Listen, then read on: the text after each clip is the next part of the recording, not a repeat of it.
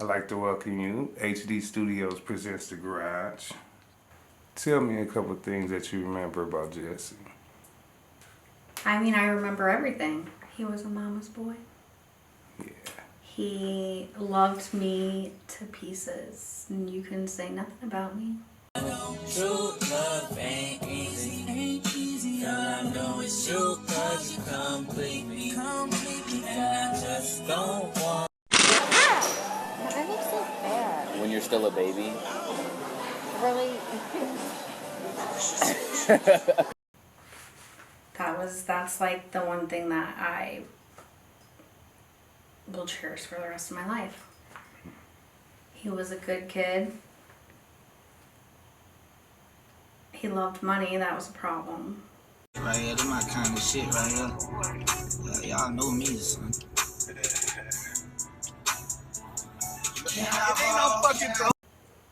But he worked hard. He had ambition, goals. He was a dad. First time dad. Yeah. Papa me.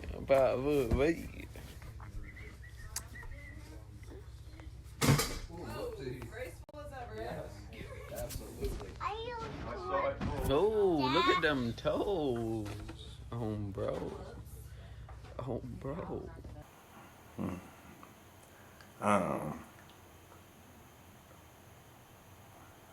How old was Matu when they happened? Well, kind of explain what happened to the viewers that don't know. You know, because we like I said, we're going to paint the picture for them, and then we're going to give them a chance to form their own opinion with all the evidence. So, kind of take us through.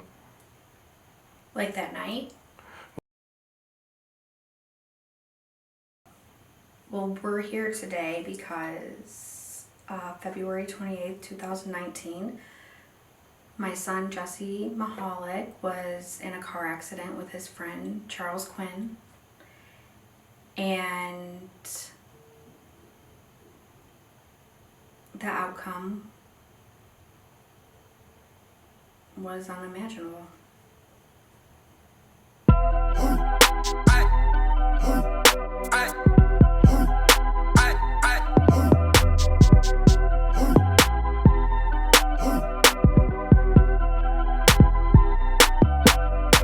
Not even just them both losing their lives, but just how it all played out. Yeah. And then to give a little background, like I had a personal relationship with Jesse and you know, of course, like I was thinking back, like the age that I knew Jesse. Then I thought about it.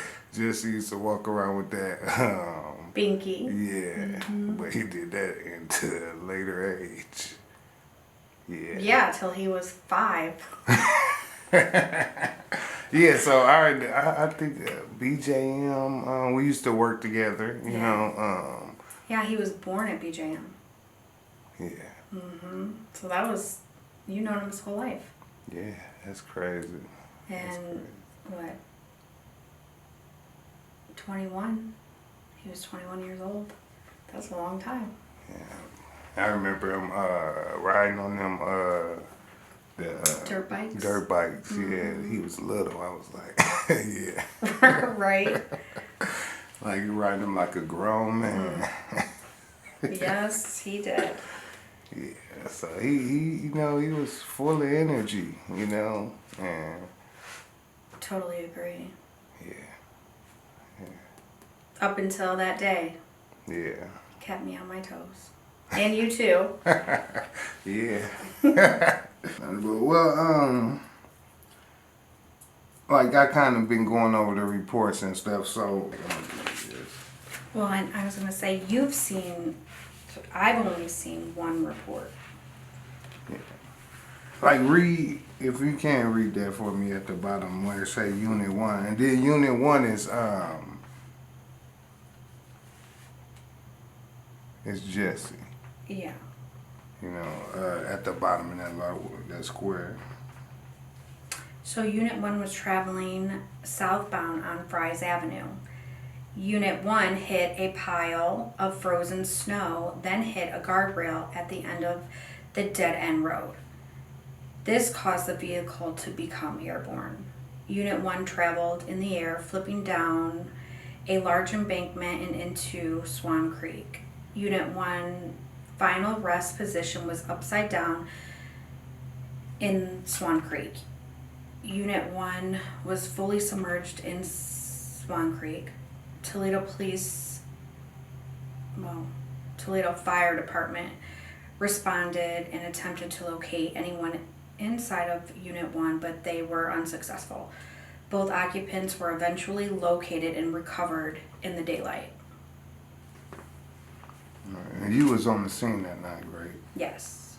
What time did you arrive at the scene? I had got there about 1 o'clock in the morning. Because I first stopped at his house to make sure that, well, I was hoping that he was there. And when I went to this accident site, that it wasn't going to be his vehicle. Yeah. So it was about 1 o'clock that I got there. On the listed date and time, I began my shift. I was advised before my shift of an injury accident that was on Fry's Avenue. I responded to the scene immediately from the safety building and arrived on scene as the fire department was still conducting the search of the passenger compartment after the car had been pulled to the bank. They cleared the inside of the car, had their personnel clear the area. See, Officer Ritter was the one that was the statement I had read to you that was first on the scene when we were there, like after we had found him. So it was Officer Ritter. I don't know who that other officer is, but And that then- officer, I think it's the same officer, but he was in the deposition. But he felt horrible. What you mean he felt horrible? Well, he showed remorse. Like, he looked sick when I was being questioned by the Toledo Police's attorney. So did you remember seeing him on the scene? No, I don't remember. I only remember seeing that Officer Ritter. And then the investigator that was like telling me, I think the first thing he said was that he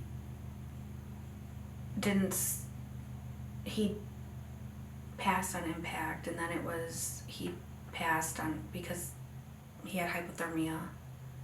Mm-hmm. But none of that was true. So I think they were just maybe, trying to comfort me, or I don't know.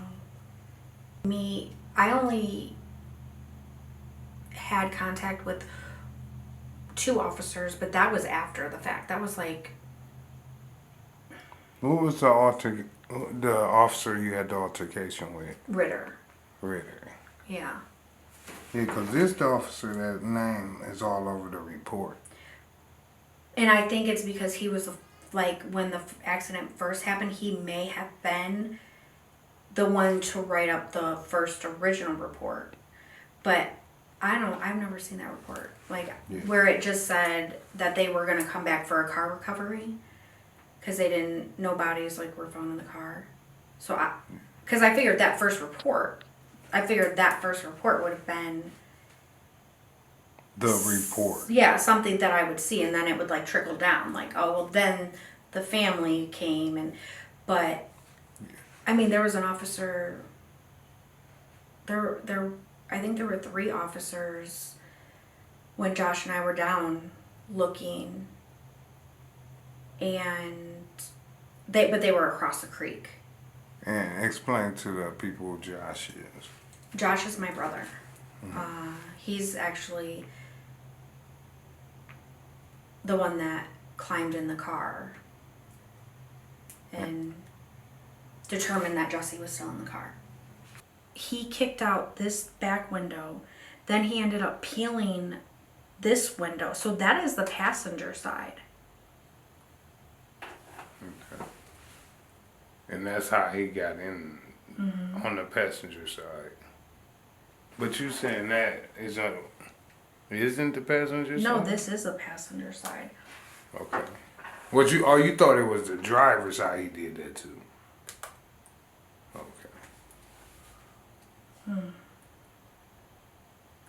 How do you not think that this was not a fatal accident?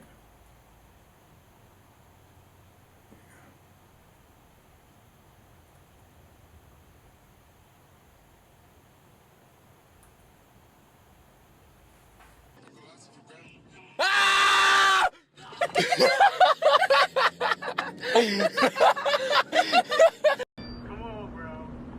What's the password? Ravioli, ravioli. That's not the full password, bruh. Ravioli, ravioli. Give me the formula. I can't hear you. Ravioli, ravioli. Give me the formula.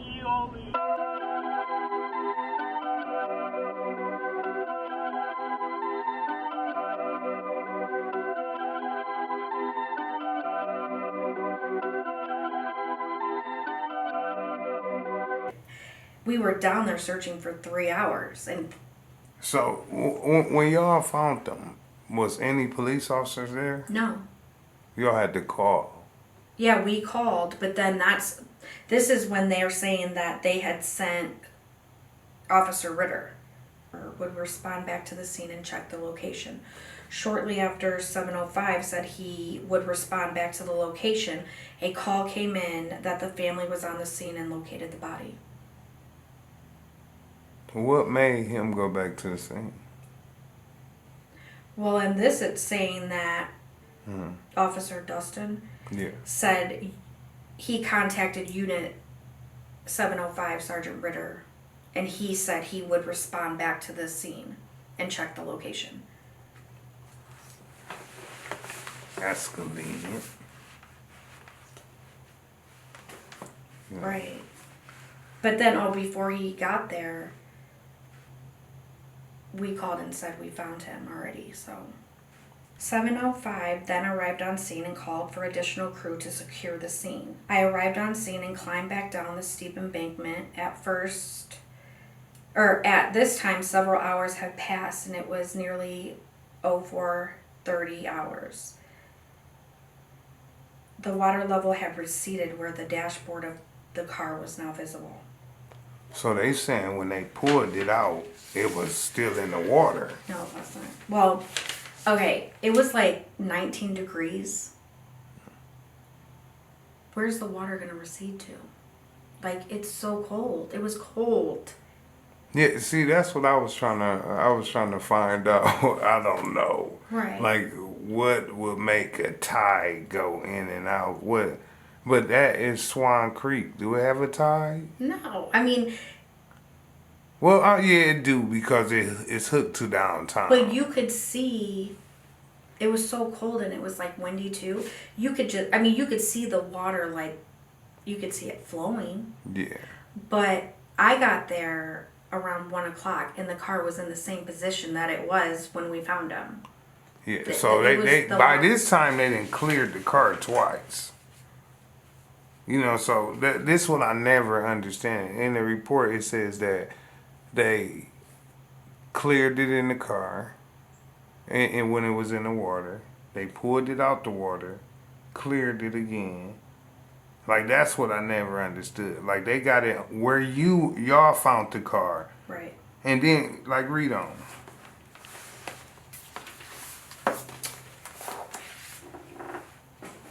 I arrived on scene and climbed back down the hill to the steep embankment. At this time, it had been several hours had passed. The water level had receded to where the dashboard of the car is now visible. I had to control my body in a compromising position to slide in the mud and fall into the almost freezing water to see a small portion of what appeared to be a foot in Read that again. Read that again. I had to control my body. Contort, I think. Oh yeah, contort. Yeah, that does say contort. Yeah.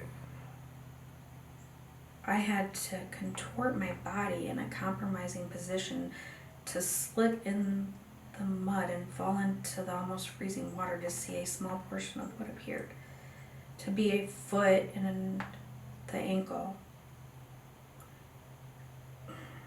I confirmed that there was a body trapped underneath the car, and safety crews were sent back to the scene. The tow truck company, ABCO, was again called to the scene, and they had to bring heavy equipment to lift the car out of the water. This took time to get the proper equipment, and by this time it was starting to get light out. The car was eventually removed, and 2 bodies were found to be trapped underneath the front hood of the car. So that's where I get to the point where I'm pretty sure that them moving a car is the only way they could have been dragged. So, I mean, I could agree with that, but like Josh was inside the car. Well, he contorted his body to a compromising position Right. to slip in the mud in the Right. freezing cold water. His What? So, a big thing of why it's hard to understand. Like, why wouldn't you have the right tow truck there to pull it out that night? yeah. And instead of having us be the ones to find the boys, like, you're supposed to follow procedures and protocol, and there wasn't even like caution tape put up. Like, we were just allowed to go down there. Yeah, but you know, again, like with this, the car wasn't on his hood. It was on his nose.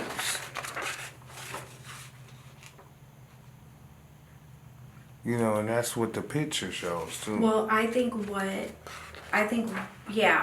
happened, because that's not how it was in a different picture. Yeah. You could see all 4 tires. I've never seen that picture. Well- So only thing is, they let it sit for so long that it sunk like down in the mud, because it's not that deep. So I just See, Jenny, like this one, I never seen this. me neither. Yeah, so like that, it kind of, it made me like the picture you got. It's like, so that's they did pull the car out. Yeah. No, they for sure. I mean, we wouldn't have been able to find them. Yeah, but like, how was y'all walking down there and that? That's not where the car was. That picture. So like, is this the embankment right here? Is like, The embankment is further over. yeah, like so. And So they then- pulled it like 100 feet out of the creek Oh, onto the embankment. see, I was thinking y'all was walking in this. No, we didn't get wet at all. Okay. Yeah, cause I said that is like in there, like. I never seen that picture. But this, like, I don't know why they shrunk these pictures.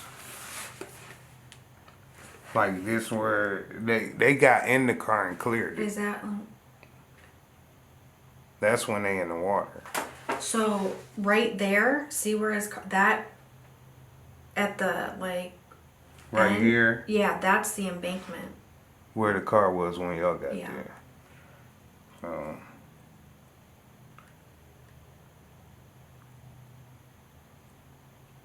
How could they not? Yeah, they was in there, but and then see like that when you read on, like it's where you gonna they talk about removing the car, and this what I didn't understand. I think where they was the moving of the car did that. No, I always said we will never know the actual position of the boys because they drug them Yes. so far.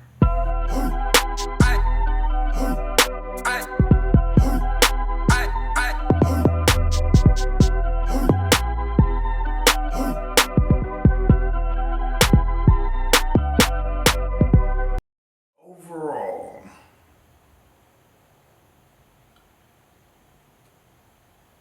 do you think that was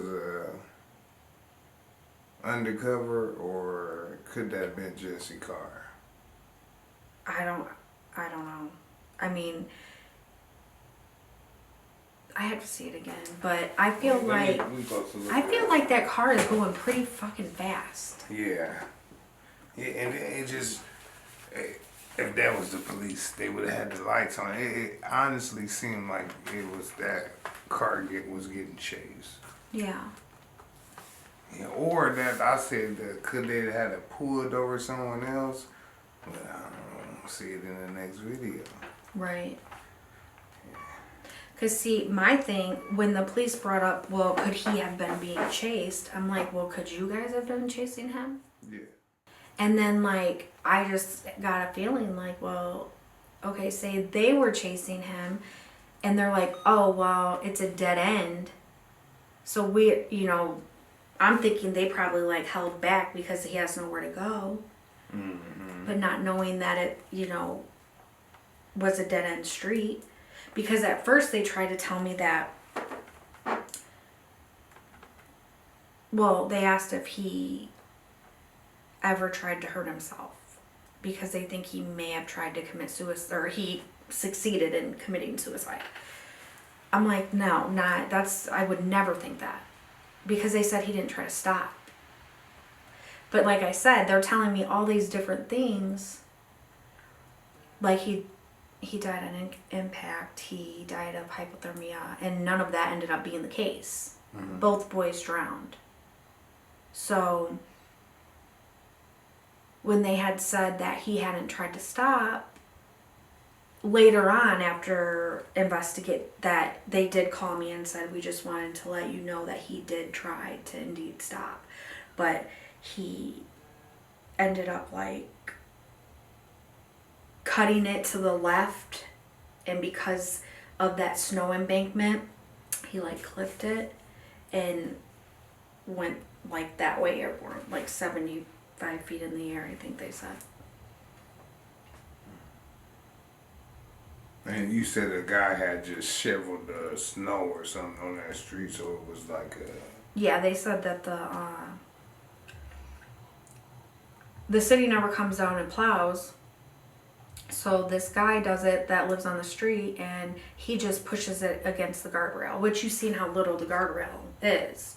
So, I mean, you just keep, and it was a bad winter that winter, so he just kept pushing it up, and it covered the top. So.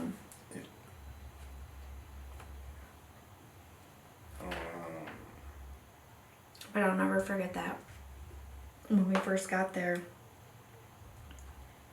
we like shined our flashlights down there and seen the taillights of this car. Still not knowing that if it was Jesse's or not. Was it? Well, we didn't know at that time because we were still up top.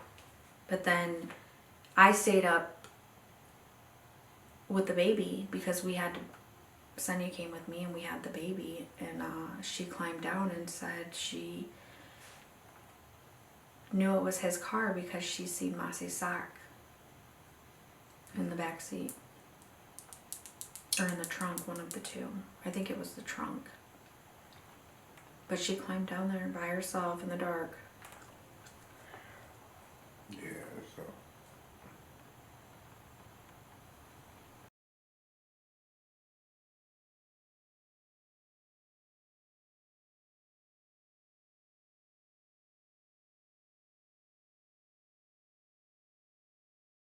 Well, I think when you have closed a chapter to somebody's life, I think the bare minimum is bullshit.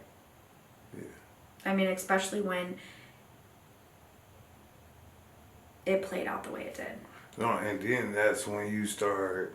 I had to contort my body to, you know, so. But I'm like, and do you really think that I give a fuck? Well, for you to write that into Right. the. But they didn't care that if they knew that it was like what do they say, treacherous, like it was unsafe for the first responders. Well, why would you allow citizens to be down there? Yeah. With no equipment that you have. Yeah, not even. Like So I'm supposed to care about your life because you cared about my child's or Wait. mine? Wait, it ain't even about like that. It's their life. You know, they tried to make it seem like it was life or death for them. Right, no, that's what I'm saying. And it wasn't. Yeah, that's We had the what flashlights on our phone. I was freezing my ass off. But, I mean, I wasn't going to leave. And I feel like they shouldn't have left. They said there was supposed to be a unit sitting there. So nobody would go down there. But it wasn't. But there wasn't.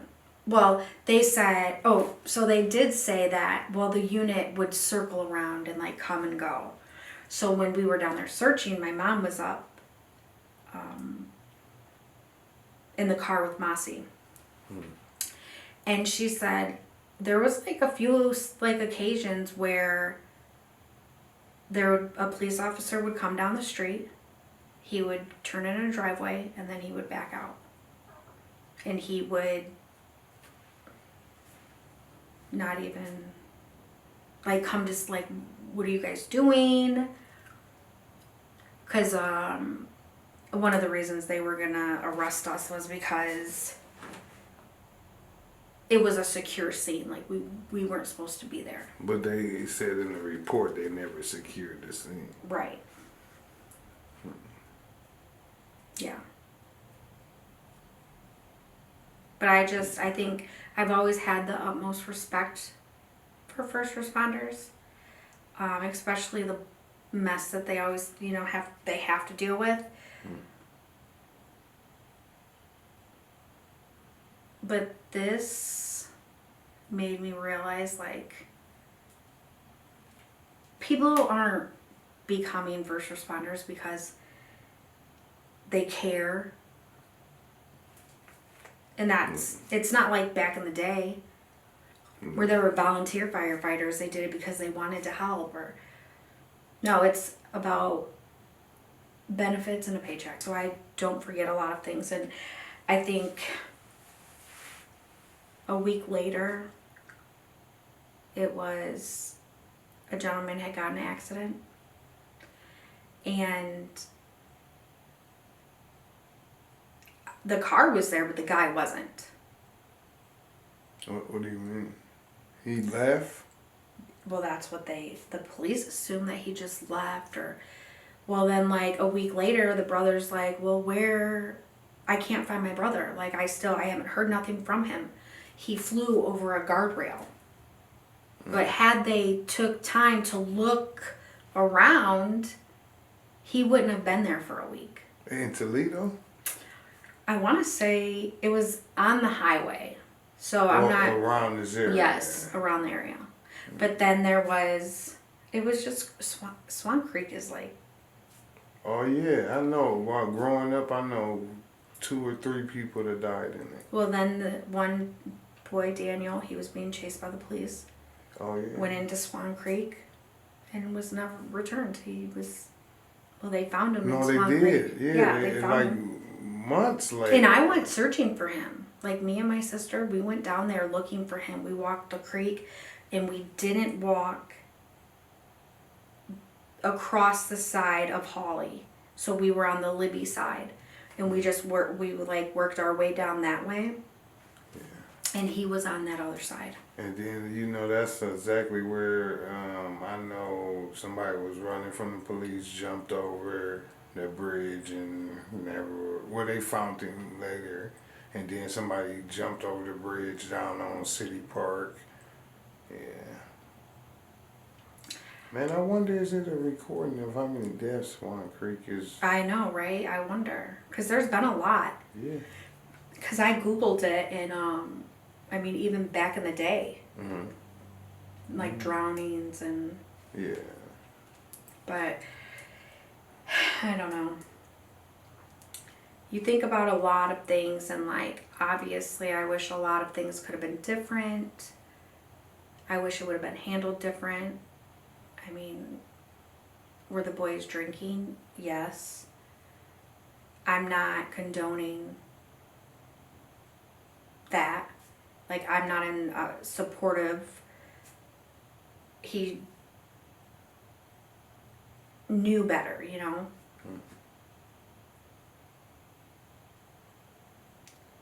But then I don't feel like a lot of people want to say, oh, well, were they drinking? Oh, well, it's not the officer's fault then. Everyone makes mistakes, but is it you shouldn't do your job because these are children?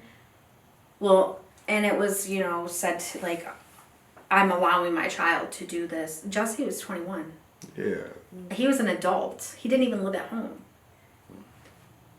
So, I mean, the blame was put on me after people started, like, bashing the other people for blaming the kids. But yet not many people were like, look, there's a problem. Like, suing the city is nothing that I was like about. Money was not a thing. I wanted to be able to talk to like the incoming cadets and share my truth. And it was it was like in the works, like maybe yes, but then I had to be restricted on what I was allowed to say. But obviously I have been told, like, yes, it was neglectful. Everything was done wrong. Procedures, all of that should have been followed because the boys drowned. So had they took action, they could still be here today. Possibility.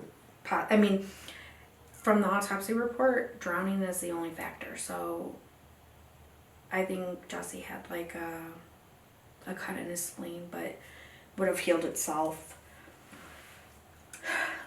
But I mean, if it was something taken seriously and they not assumed that the car was stolen, like they had said, like maybe someone put a brick on it or on the pedal to make it go over. Yeah, that explanation just baffles me because, like, from the eyewitness, and you had that's a long block, Right. you know, Right, so that yeah. car would have to be driving by itself. Yeah, because for a you did long drive while. down there. Yeah. So it is a long street. Yeah.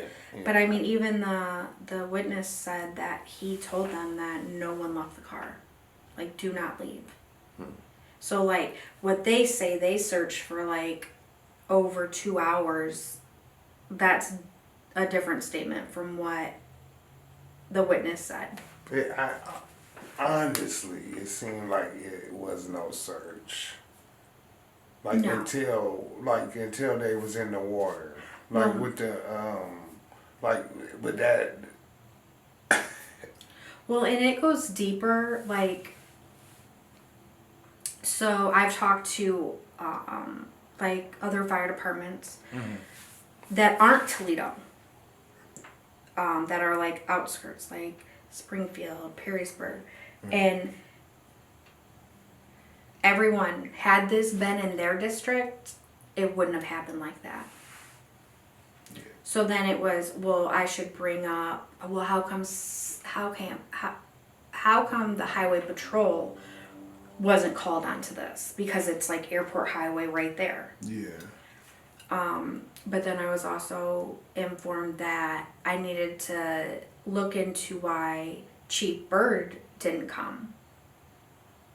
Because this being such a horrific accident, I guess he should have been there the first round, but I was told when he was called, he just said that to inform him of what was going on. Well, see, that's what I think. I think they just got so used to Being lazy? Yeah, and doing stuff a certain way that it was done that way. And then now that it's a death. And Oh yeah, no, Chief Byrne was there Yeah. after we found him. And then, I mean, it became, they found him. Like, they didn't want it to be, because I wasn't talking to the news. Like, I wouldn't do a report. Yeah, that's what I said. I was 4 reports deep before they said y'all found them. Yeah. Yeah, like it really glanced over finding them. That's Right. the craziest thing.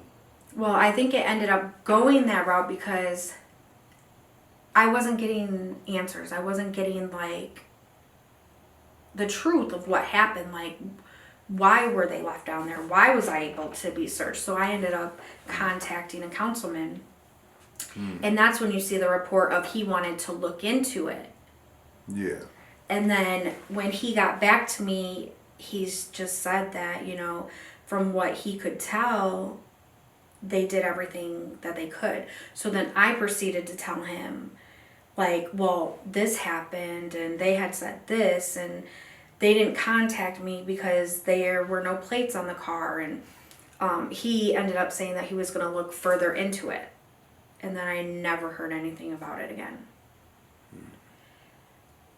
So, I mean, obviously the city doesn't want to look bad. I don't want to make them look bad. Should I live here? But I mean, taking accountability is not only going to help our city, but help the people that are supposed to be helping us. Because you're not, I mean, they're going to, police think they can do whatever they want. And I looked at them as like citizens too. Not someone that hides behind a badge and can do what they want, and not have to take accountability for it or even admit to it. Well, see, you kind of look at it. It's like the badge is the cape, like the It's the Black shield. Knight. Like Right. they turn into Batmans at night. You know? Yeah, and that's what happened is even though everything in this case shows neglect, they're immune from so many things. So then that immunity that saves them. And that's what you was told. Yeah. Yeah, and it's not all like the police were dicks or, you know, there were a lot of police that were apologetic and felt for me, and there was one you could even see tears in his eyes. Like, I don't know if it's because they're made to not say anything or, I mean, obviously it's a crappy situation, but I mean, there were people that were sincere and from the police department. And I mean, just felt horrible for my situation and the outcome. So, I mean, I don't think all police officers are lazy, all police officers are bad, but I mean, Couple that spoiled a bunch. yeah, it definitely makes citizens look different at police officers. Like, I don't get in trouble, but I guarantee you if a police officer's behind me, like, my heart drops. And I'm not even doing anything wrong. But it's just how they make us feel, like. It look like, cause them with the grieving thing. So I'm gonna take you to jail if you grieve, and Yeah, you no. grieve any harder, I'm gonna take you to jail. Right, and a lot of trauma came out of that situation. And I think having compassion in a situation like that would have been the right thing to do. I don't remember a lot of what, happened after, Josh finding him, but I've heard, them wanting to take me to jail or trying to start chaos, just creating the chaos. Like, we're a family that just found my son and his friends. Like, why are you trying to create something? Yeah. Like, he felt he was the one threatened. Like, he was the one, in fear. Inconvenience. Yeah, no, for sure. No, we did inconvenience them. For sure, we did. It's crazy. Yeah. Hi, I'm Jenny, and you're watching Jesse Michalak on HD Studios Presents The Garage.